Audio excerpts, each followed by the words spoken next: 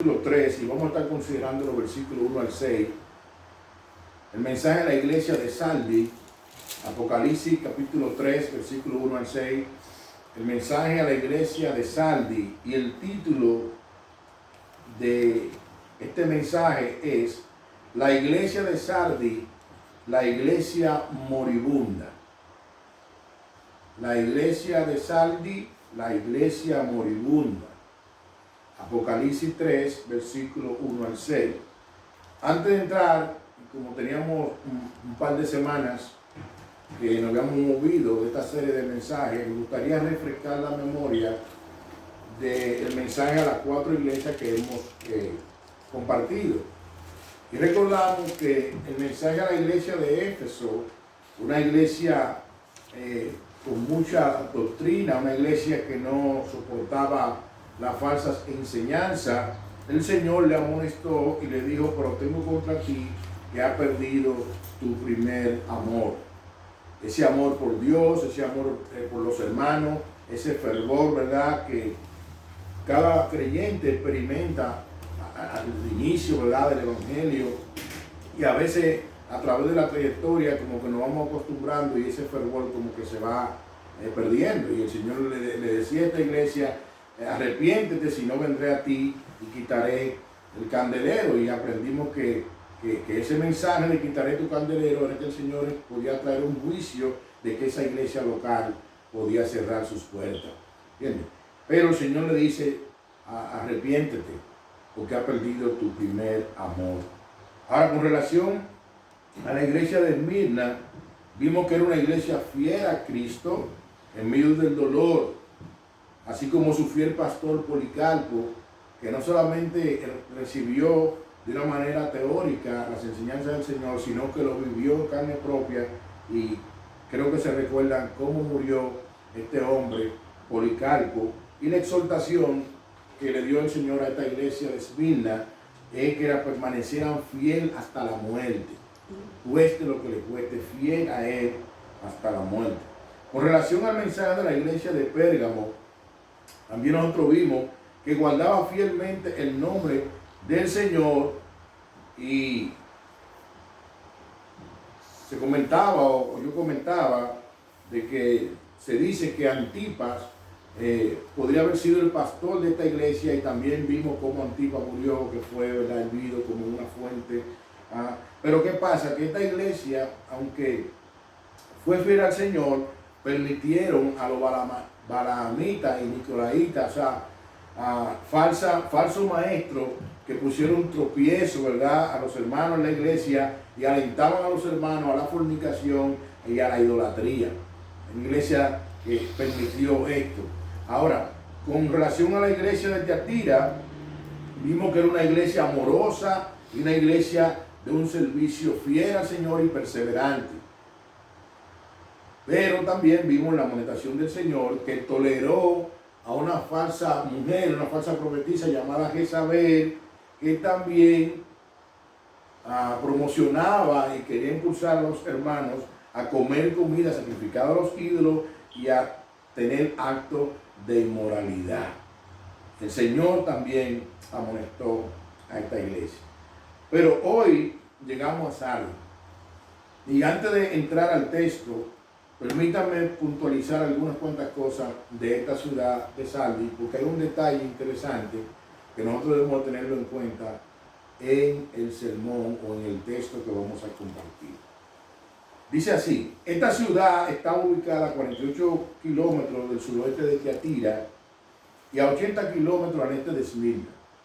Por muchos años, Sardi fue la principal ciudad griega en Asia Menor. Su riqueza era tal que el nombre de uno de sus reyes, Creso, se hizo proverbial debido a su riqueza, y se proclamaba en esta ciudad un eslogan tan rico como Creso. Era una ciudad politeísta, adoraban varios dioses, pero la gran diosa era Artemisa, a la quien los efesios le llamaban Diana. De hecho, aquí estaba el segundo templo más grande de Asia dedicado a Artemisa o a Diana. Ahora, la historia verifica que hubo aquí una población judía rica e influyente. De hecho, la lengua aramea era conocida en esta ciudad. Pero a pesar de esto, oigan bien, iglesia, no hay indicio de que esta población judía se opusiera a los cristianos, pues al parecer el evangelio que los locales proclamaban y practicaban era demasiado débil como para ofender a los judíos y a las religiones paganas. Ese detalle yo quiero que lo tengamos en mente. Parece que el estilo de vida de estos cristianos era tan débil que no ofendía a nadie. Un evangelio light. Y eso es interesante que lo tengamos en mente por lo que vamos a ver más adelante. Sardi fue una ciudad próspera, pero fue conquistada varias veces hasta llegar a caer bajo el imperio romano. En una ocasión un terremoto destruyó esta ciudad, pero fue construida con la ayuda del emperador Tiberio, y los moradores de Sardi fabricaron un templo en su honor, aunque como dijimos anteriormente, el principal objeto de adoración era Artemisa o Diana. No se sabe, amados hermanos, quién fundó la iglesia en Sardi, pero se comenta que pudiera ser en el ministerio que Pablo fue a Éfeso, según Hechos capítulo 19, versículo 10. Así que con esto en mente, de hablar esto sobre esta ciudad de Sardi y de comentar el estilo de vida de los creyentes en esta ciudad, vamos entonces al texto que queremos compartir en esta mañana. Entonces, en el versículo 1, lo primero que vamos a ver es la descripción del Señor. ¿Cómo se describe el Señor? Es interesante recordar que en cada una de las cartas el Señor se describe de una manera distinta. Y aquí dice el versículo 1, escribe al ángel de la iglesia en Sardi. ¿Cómo se describe el Señor? El que tiene los 7 espíritus de Dios y las 7 estrellas dice esto: yo conozco tus obras, de que tiene nombre de que vives y está muerta. Repito otra vez, escribe al ángel de la iglesia en Sardi, el que tiene los 7 espíritus de Dios y las 7 estrellas dice esto: yo conozco tus obras, que tiene nombre de que vive y está muerto. Permítame dividir este versículo en 4 sesiones. Y lo primero es que ya nosotros hemos comentado que cuando el Señor se presenta y dice y escribe al ángel de la iglesia, hemos comentado que creemos que hace referencia al pastor. Ahora el Señor se sigue presentando y dice: el que tiene los 7 espíritus de Dios. Dicen algunos estudiosos que esta frase pudiera referirse a Isaías capítulo 11, versículo 2, donde se describe al Espíritu Santo como el Espíritu de Jehová, Espíritu de sabiduría y de inteligencia, Espíritu de consejo y de poder, Espíritu de conocimiento y de temor de Jehová, haciendo una referencia como la plenitud del Espíritu Santo. También en Zacarías capítulo 4, versículo 1 al 10, habla de lo mismo. Ahora bien, en ambos casos, cito nuevamente, la alusión hace una referencia a la plenitud del Espíritu Santo, el que tiene los 7 espíritus de Dios. Todos sabemos que Jesucristo caminó sobre la tierra y en su ministerio caminó bajo el poder del Espíritu Santo. Amén. Pero también Él se presenta y dice que tiene las 7 estrellas, dice esto. Cuando vemos las 7 estrellas, podemos llegar a la conclusión que estos son los 7 mensajeros o pastores de cada iglesia. ¿Por qué? Porque si nosotros vamos a Apocalipsis, capítulo 1, versículo 20, nos vamos a dar cuenta que también allá el Señor habla y describe quiénes son las 7 estrellas. Por favor, permítame leer el versículo 20 de Apocalipsis 1. Y dice: el misterio de las 7 estrellas que ha visto en mi diestra y de los 7 candeleros de oro. Las 7 estrellas son los ángeles de las 7 iglesias. Y los 7 candeleros que ha visto son las 7 iglesias. El hermano John MacArthur comenta, y cito, esta metáfora muestra a Jesucristo, el soberano Señor de la iglesia, haciendo valer su gobierno por medio del poder del Espíritu Santo y de sus guías espirituales, que son los pastores. Son los pastores los guías espirituales de la iglesia. Son los pastores los responsables en la iglesia local. Pero primera de Pedro 5 nos enseña con qué característica y con qué actitud nosotros como pastores debemos pastorear la grey de Dios, que no son nuestras. La grey es de Dios y debemos de pastorearla con voluntad de corazón. Debemos de pastorearla no por ganancia. También debemos de pastorearla no como teniendo señorío de la grey. Las ovejas no son de los pastores, las ovejas son de Dios. Amén. Las ovejas son de Dios. Entonces, el Señor se presenta y dice, y las 7 estrellas dice esto. O sea, el Señor tiene potestad y es soberano por encima de los pastores, y Él es el que guía a los pastores. Amén. Ahora, ¿qué le dice el Señor a esta iglesia? Ya en la parte de este versículo 1. Dice, yo conozco tus obras, que tiene nombre de que vive y está muerto. Wow.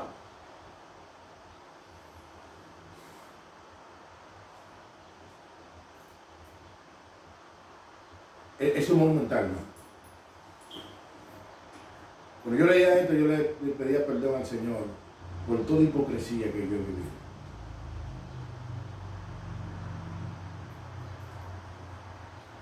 Dice un comentarista, así como la ciudad de Sardis estaba decayendo, así mismo estaba la iglesia. Tenía nombre de estar viva, pero el Señor, que conoce todas las cosas, le dice a esta iglesia que está muerta. Algunos estudiosos comentan, y cito, esta iglesia parece que tenía una reputación asombrosa de estar viva, pero estaba muerta.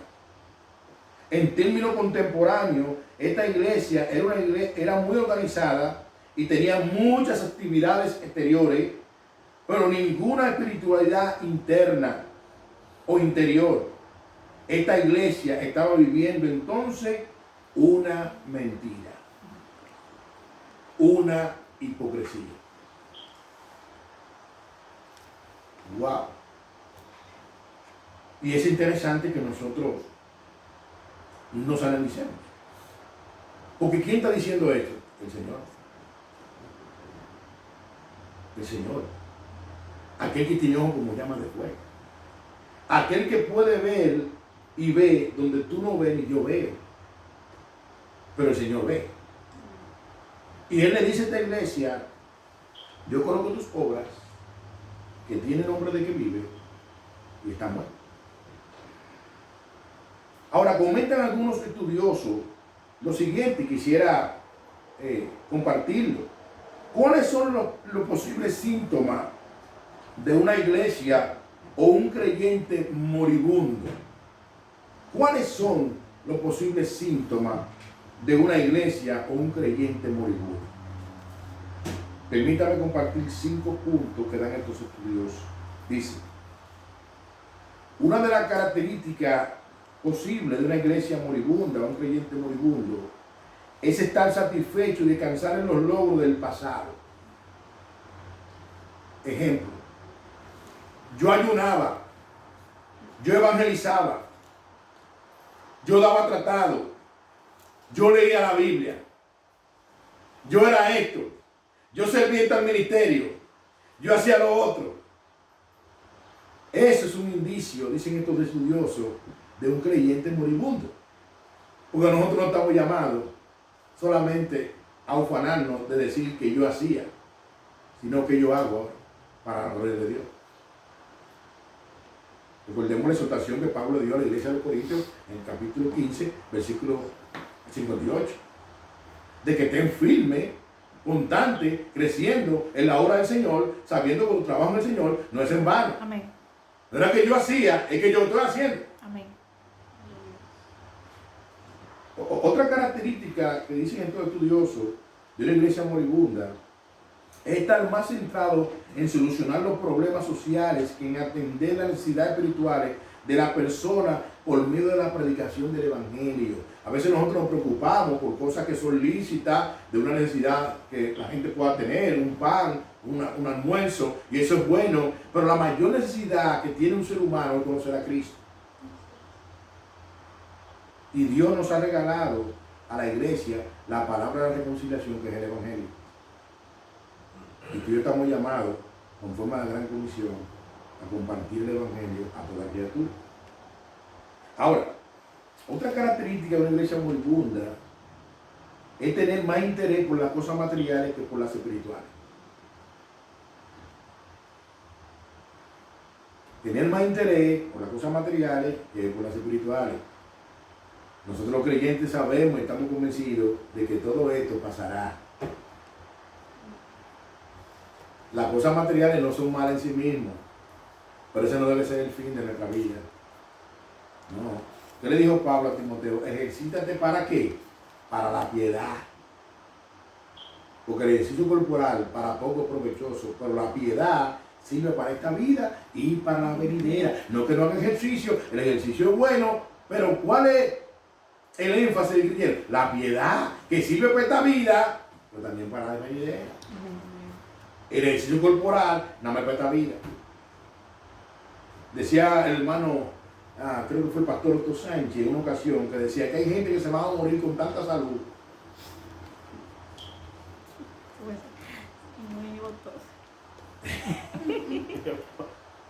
Con esto no estoy diciendo que seamos irresponsables, estamos llamados a cuidar nuestra alimentación. Pero ¿sabe qué? No vamos a morir más. Hay gente que se va a morir con mucha salud, porque la paga del pecado de la muerte. Otro punto de una iglesia moribunda es estar más atento a lo que el hombre piensa de nosotros que a lo que Dios piensa de nosotros. Wow, y yo me he visto ahí, hermano, lo que tenemos que pensar es qué dice Dios de mí. Cuando mi relación vertical está bien, mi relación horizontal va a estar bien. Cuando mi relación horizontal está mal, hay un problema con el cielo. Eso baja automático. Cuando mi relación vertical está bien, mi relación horizontal va a estar bien. Cuando yo amo a Dios, voy a honrar a mi esposa. Sí. Cuando yo amo a Dios por encima de todas las cosas, voy a caminar de una manera que traiga gloria a su nombre. Amén. Eso es verdad, porque el Señor nos ayudará. Ahora, otro punto de una iglesia moribunda es hacer más énfasis en la denominación que en la palabra de Dios. Hay que tener cuidado. Hay que tener cuidado. Lo único que permanece para siempre es la palabra de Dios. Todo pasará, mas mi palabra no pasará. Amén. Amén. Amén. Amén. Ahora, para no quedarnos cojos, estos estudiosos también comparten ciertas características de una iglesia viva. De una iglesia viva. De una iglesia que está donde debe de estar.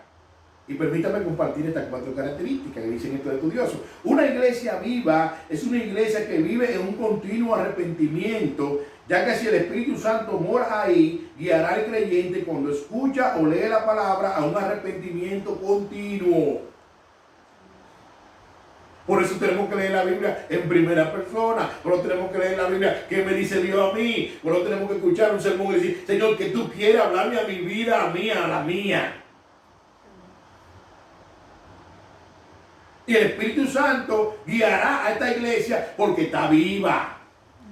Una iglesia viva va a ver su pecado a la hora de leer la palabra. Una iglesia viva va a ver su pecado a la hora de escuchar una predicación. Y el Espíritu Santo nos guiará en arrepentimiento. Amén. ¿Pero por qué? Porque está vivo, porque el muerto no reacciona. Así es. Una iglesia viva, la gente quiere testificar y dar testimonio público de su fe y se preocupa por lo perdido.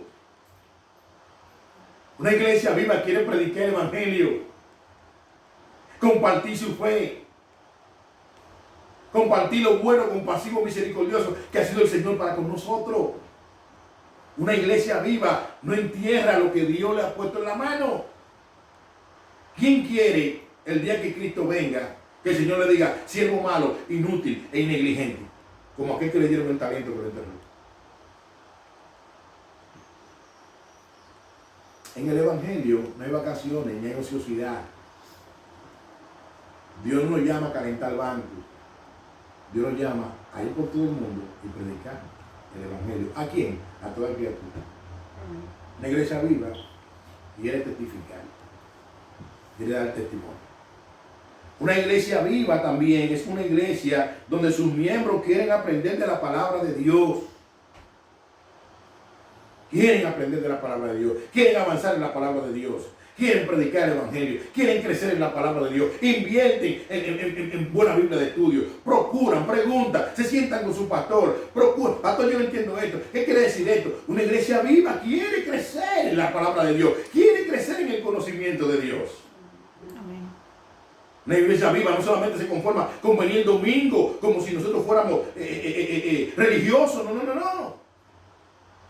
Una iglesia viva quiere crecer en el conocimiento de Dios. Si no, preguntémosle al apóstol Pablo, que ya los filipenses le dijo, oye, yo no pretendo verlo alcanzado todo ya, pero una cosa yo hago, sigo hacia adelante. Yo quiero conocer a Cristo más. Todo lo que yo he aprendido lo tengo por el tiempo, por basura, pues yo quiero conocer más a Cristo. Crecer más en el conocimiento de Dios. Yo no pretendo haberlo alcanzado todo, por una cosa hago, me olvido lo que quedó atrás y sigo hacia adelante. Yo sigo hacia la meta, al supremo llamamiento que es en Cristo Jesús, Señor nuestro. Yo quiero conocer más de Él. Una iglesia viva es una iglesia donde sus miembros quieren aprender de la palabra, quieren aprender a predicar, quieren aprender a compartir el evangelio, quieren aprender a leer las escrituras. Y por último, una iglesia viva es una iglesia que ora. Una iglesia viva es una iglesia que habla con Dios, el dueño de su iglesia. Pero también una iglesia viva es una iglesia que procura la unidad entre los hermanos. Hermano, la Biblia es clara y enfática de cualquier hermano que quiera sembrar división dentro de la iglesia, después de una o dos amonestaciones, debe ser expulsado de la iglesia. El chisme no debe de reinar en el pueblo de Dios, ni la murmuración, no.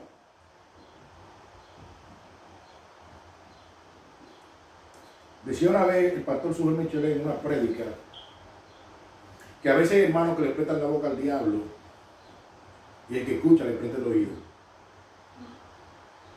Tenemos que tener discernimiento. Sí. ¿Sabe qué dice la Biblia cuando tú hablas de un pastor? Que busca dos testigos. Ten cuidado. María y Aarón se pusieron a hablar de Moisés. Y si tú has leído esa historia, Dios disciplinó con una lepra a María. Pero si es cierto, Mateo 18 nos enseña los parámetros de gracia que Dios nos ha dejado para tú poder acercarte a un hermano. Vea sola con él. Pero a veces a nosotros nos gusta apretar el oído al diablo. ¿Viene a hablar de un hermano? No, un momentito, tú háblate con él. Tú háblate con ella. Si tú no has hablado con él o con ella, no, yo no quiero escuchar eso. Ve con él. Eso es lo que dice Mateo 18. Ve con él. A solas primero. Si él no escucha, entonces tú buscas los testigos. Pero si él no escucha, pero ve con él primero. Es el primer paso. Y si él no escucha, busca los testigos. Y si no escucha, ve a la iglesia. Y si no escucha, te lo con gentil y publicano. Pero es el procedimiento bíblico. Una iglesia viva es una iglesia que ora y procura la unidad. El único que quiere sembrar cizaña en el pueblo de Dios es el diablo. Satanás. Dios es un Dios de unidad. Amén. Amén. Dios es un Dios de unidad. Entonces, el Señor se presenta a esta iglesia y le dice: yo conozco tus obras, de que está viva, pero está muerta. Nuestro segundo punto que vamos a ver está basado en los versículos 2 y 3, la amonestación del Señor y el llamado a arrepentimiento. Dice el Señor: sé vigilante y afirma las otras cosas que están para morir, porque no he hallado tus obras perfectas delante de Dios. Acuérdate, pues, de lo que has recibido y oído, y guárdalo y arrepiéntete. Pues si no velas, vendré sobre ti como ladrón, y no sabrás a qué hora vendré sobre ti. Aunque esta iglesia realizaba obras para el Señor, dice que estas obras no eran perfectas delante de Dios. Parece ser que eran obras, y ahí voy a especular, para ser vistas por los hombres y no para la gloria de Dios. Y yo pudiera hacer muchas cosas para ser visto por el hombre y no movido para que Dios sea glorificado. John MacArthur comenta y dice: Cristo le dio 4 puntos a seguir al remanente fiel de creyente en salvo. Parece que aún había muchas profesiones nominales y había un remanente. Un cristiano nominal es aquel que se denomina cristiano, pero sus acciones niegan lo que realmente esa persona debe hacer. Nominal de nombre, pero sus acciones niegan. Entonces, ¿qué le dijo el Señor, según dice nuestro hermano John MacArthur? Lo primero que el Señor le dijo: sé vigilante. El remanente tenía que observar qué estaba sucediendo en su iglesia y participar en las cosas, confrontar el pecado y el error, e influir en la comunidad de creyentes. Eso es lo que tenía que hacer ese remanente. Ser vigilante, ver el error, ver el pecado, y con amor y gracia y humildad confrontar y buscar la manera de que el Señor pudiera guiar en arrepentimiento. Ahora, otra cosa que vemos es que dice: afirma las cosas que están por morir. Cristo exhortó a los creyentes de Sardis a que se avivaran, que aún había gracia de parte de Dios en la iglesia. Hermano, nuestro Dios es un Dios de abundante gracia. Amén. Tú y yo quizás hemos pasado momentos de situaciones en el caminar del Señor, pero hay gracia en el Señor. Hay perdón en el Señor. Amén. Hay gracia en el perdón, en el Señor, y hay perdón. Amén. Gloria a Dios. Amén. Amén. El trono del Señor es un trono de abundante gracia y perdón. Por eso el Señor le dice, y comparto lo que dice John MacArthur: acordarse de lo que habían recibido y oído y guardarlo. ¿Qué tienen que hacer estos hermanos? Necesitaban volver a la verdad de la palabra de Dios, y al mismo tiempo aplicando estas verdades, las cuales pueden llevarnos a un verdadero avivamiento espiritual. Gloria a Dios. Hermano, predicación, lectura de la palabra, sin aplicación, es mera información. Predicación, lectura de la palabra, sin aplicación, es mera información, por lo cual no va a haber transformación. Ahora, predicación, estudio de la palabra, una aplicación, se traduce en transformación. Por eso que Dios también le dice a esta semana: arrepiéntete. Arrepentimiento, un llamado a volverse a Dios. Y esta palabra denota un cambio de mente que produce un cambio de vivir. El arrepentimiento, un cambio de mente que produce un cambio de vivir. Pero ¿qué le sigue diciendo al Señor? Si no, vendré como ladrón y no sabrá a qué hora. Sigue diciendo el hermano John MacArthur: La amenaza aquí no hace referencia a la segunda venida, sino a un juicio repentino que el Señor podría traer a esta iglesia si no atendían a su llamado a arrepentimiento. Wow. Hermano, el Dios de la Biblia es un Dios de amor, pero también un Dios todo consumidor. El Dios de la Biblia es un Dios de amor, pero también es un Dios, según Hebreos capítulo 12, que dice el escritor a los Hebreos, que Él corrige y disciplina a todo aquel que Él toma por hijo. Amén. ¿El fin es bueno para que disfrutemos de su santidad? Sí. Pero Dios no quiere que el inocente al malvado, y Dios corrige y disciplina a sus hijos. Porque si no nos disciplina, entonces nos trata como un hijo bastardo. Y como Dios, nosotros somos, como les digo, para nosotros Dios está en nuestra vida con la intención de formar el carácter de Cristo. Él no nos va a dejar a nosotros como Él nos encontró. No. Él nos va a llevar cada día a parecernos más a Cristo. Y Él va a usar el medio que Él quiera usar para lograr ese propósito. Pero Dios llama a esta iglesia a que se arrepienta. Nuestro tercer punto es la promesa de Dios a los vencedores.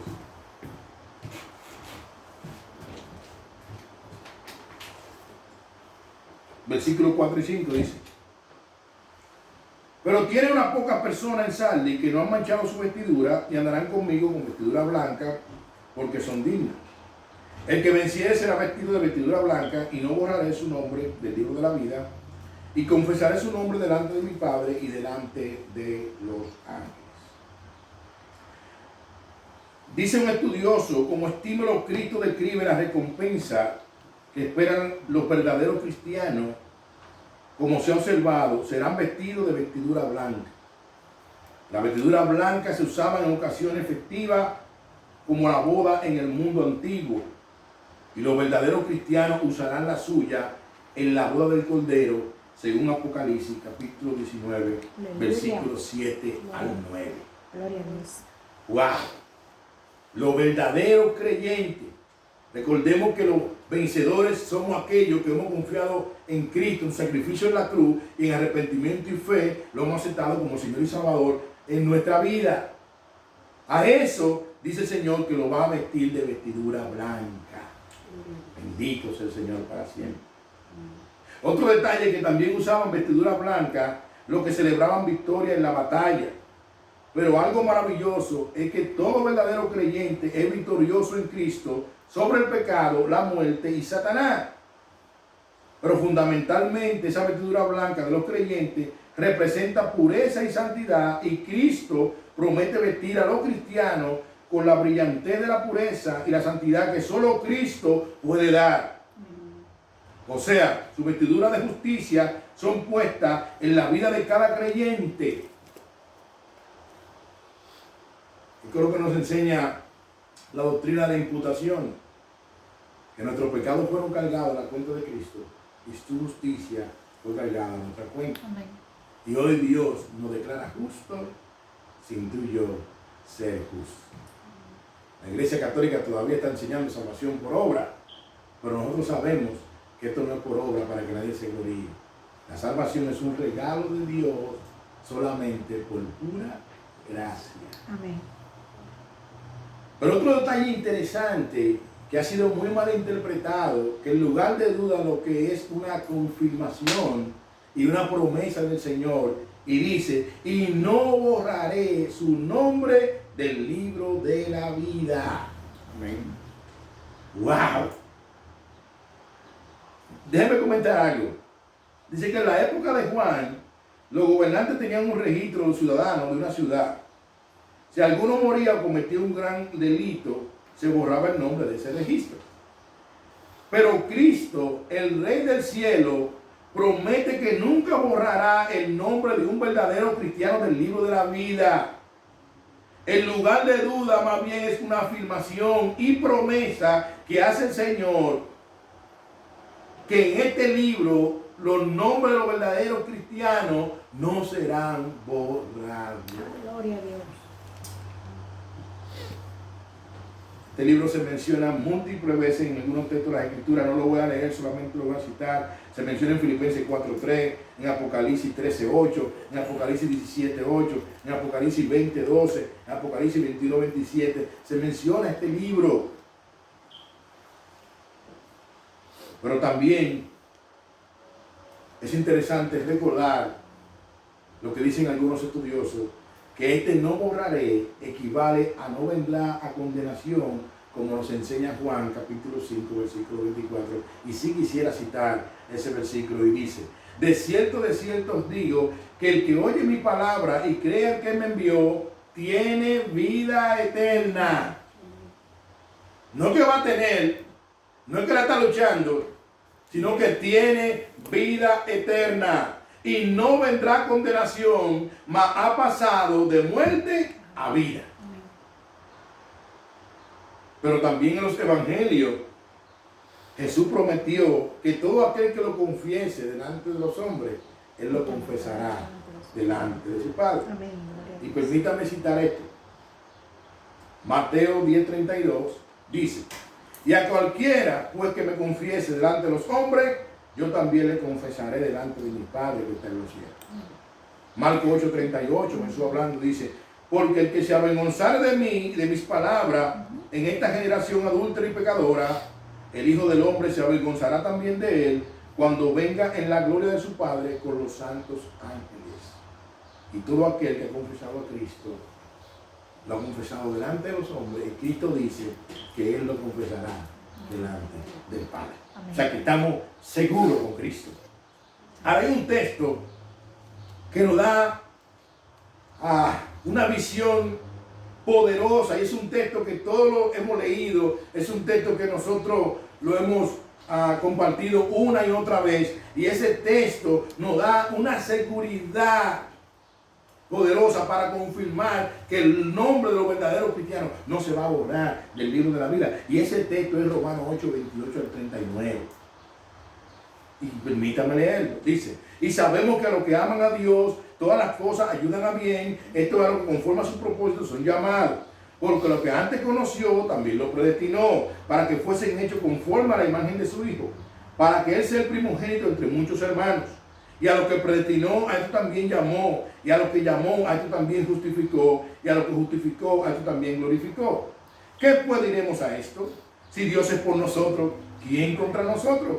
El que no escatimó ni a su propio Hijo, sino que lo entregó por nosotros, ¿cómo no nos dará también con Él todas las cosas? ¿Quién acusará a los escogidos de Dios, iglesia? Dios es el que justifica. ¿Quién es el que condenará? Cristo es el que murió, más aún el que también resucitó, el que además está a la diestra de Dios, el que también intercede por nosotros. ¿Quién nos separará del amor de Cristo? ¿Tribulación, angustia, o persecución, o hambre, o desnudez, o peligro, o espada? Como está escrito: por causa de ti somos muertos todo el tiempo, somos contados como ovejas del matadero. Antes, en todas estas cosas, somos más que vencedores por medio de aquel que nos amó. Por lo cual, estoy seguro de que ni la muerte, ni la vida, ni ángeles, ni principados, ni potestades, ni lo presente, ni lo porvenir, ni lo alto, ni lo profundo, ni ninguna otra cosa creada nos podrá separar del amor de Dios, que es en Cristo Jesús, Señor nuestro. Amén, aleluya, gloria a Dios. Y no borraré su nombre del libro de la vida.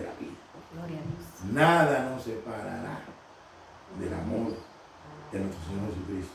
Ni siquiera tú mismo, ni tú misma, te podrás separar si verdaderamente estamos conectados a Cristo. A la conclusión, que es nuestro cuarto punto, basado en el versículo 6, y creo que todas las cartas concluyen de la misma manera, dice: el que tiene oído, oiga lo que el Espíritu dice a las iglesias.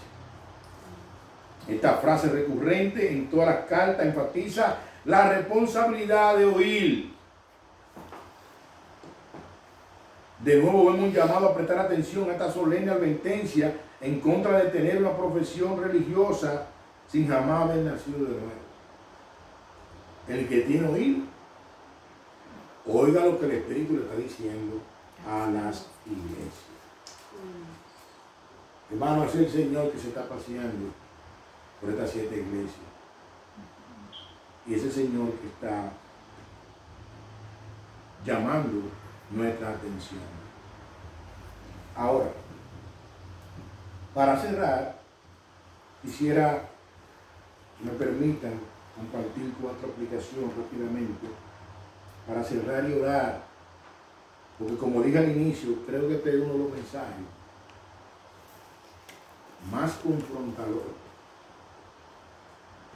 del mensaje a las 7 iglesias. Y la primera aplicación es que podemos tener buena reputación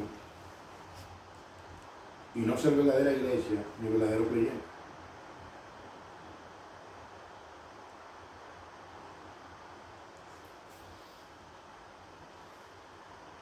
Podemos tener mucha actividad y hacer muchas cosas y el Señor decir, ¿sabe qué? Usted está muerto.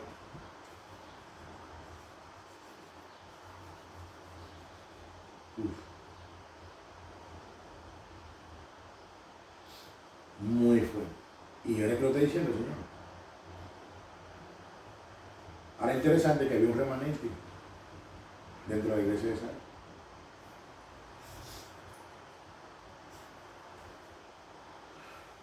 Hacer cosas para la gloria de Dios es bueno. Pero tenemos que pedirle a Dios que nos ayude a ser cristianos.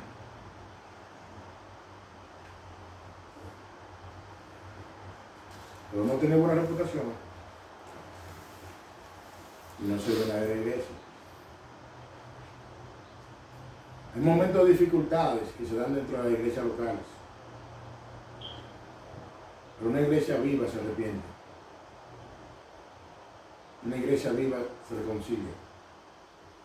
Una iglesia viva pide perdón. Reconoce su pecado y su falta de lealtad a Dios. Y no permite, cito nuevamente, que el chisme y la murmuración crezca a una magnitud que haya hasta entre enemigos entre el pueblo de Dios. Wow.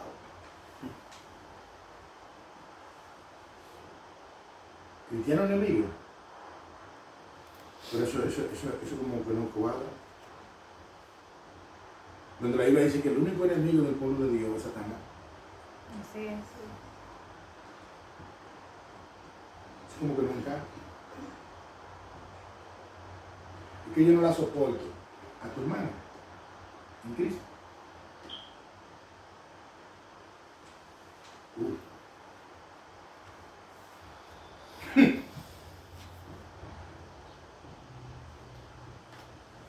El evangelio es más que una apariencia. Hermano, yo sé lo que estoy diciendo, yo estaba ahí, yo le pedí perdón al Señor. Aún, cuando me he parado en un culto, que Señor, perdona toda hipocresía de lo que yo he predicado y no he vivido. Ayúdame a vivir lo que predico. A vivir lo que exhorto. En una ocasión, creo que el pastor Pepe Mendoza, si mal no recuerdo, un hermano que pues la amamos, considero mi pastor también, él decía que a veces los cristianos no necesitan consejería, que a veces los cristianos necesitan darse el consejo a sí mismo que le dan a otros. Dáselo a sí mismo.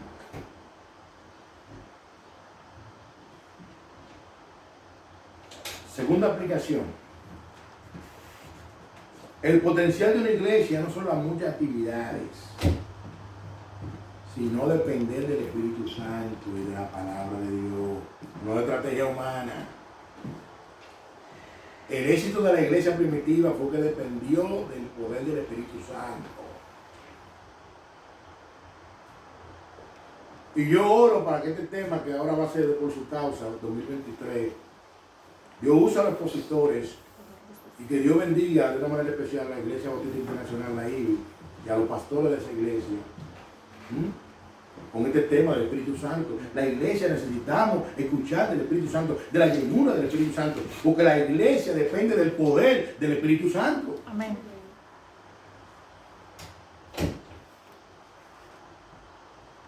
Uno de los éxitos de la iglesia primitiva, ¿sabes qué? Si tú vas al texto, capítulo 2 del libro de los Hechos, el consejo de Dios, que dice Pedro que es la palabra profética más segura, en la cual hacemos bien si prestamos atención a ella.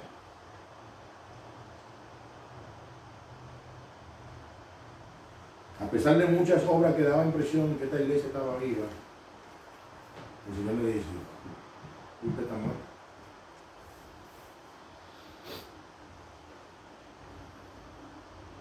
Otra aplicación que podemos nosotros compartir es que nuestras obras son vanas cuando no vienen de un corazón enfocado en Dios.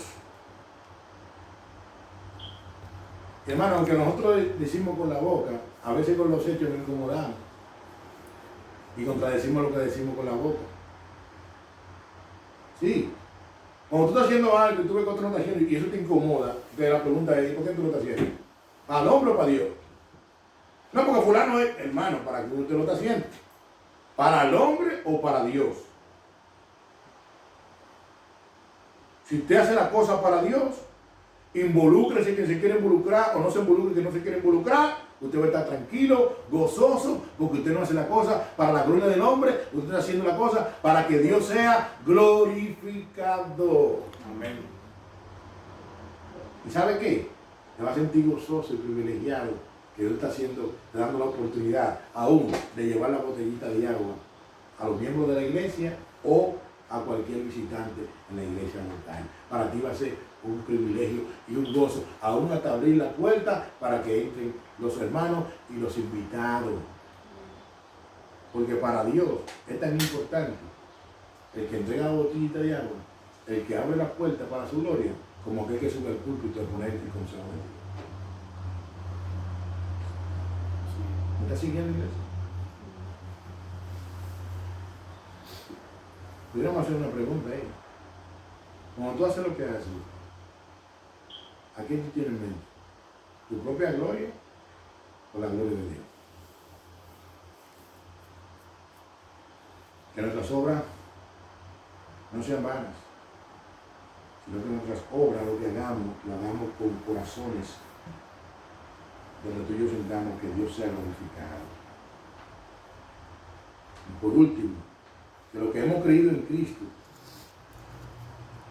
estemos plenamente descansando en Él, porque tú y yo estamos seguros con Cristo.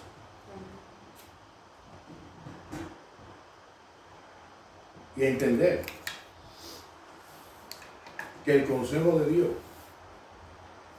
para sus hijos no es para condenación, sino para que despertemos, nos revisemos delante de Dios, tengamos un arrepentimiento, recibamos abundante gracia y suplicar que su favor sea con nosotros para cada día parecernos más a Cristo.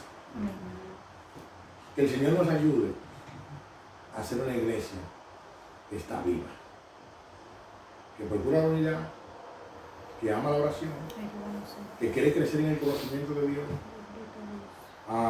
que quiere agradar a su Dios, que se arrepiente cuando el Señor le habla, tanto a la lectura de la palabra o a través de un sermón que escuche, que lee la Biblia en primera persona, sin nadie en la cabeza, que escuche el sermón en primera persona, sin nadie en la cabeza, sino, Señor, que tú quieras hablarme a mí, que tú me estás diciendo a mí.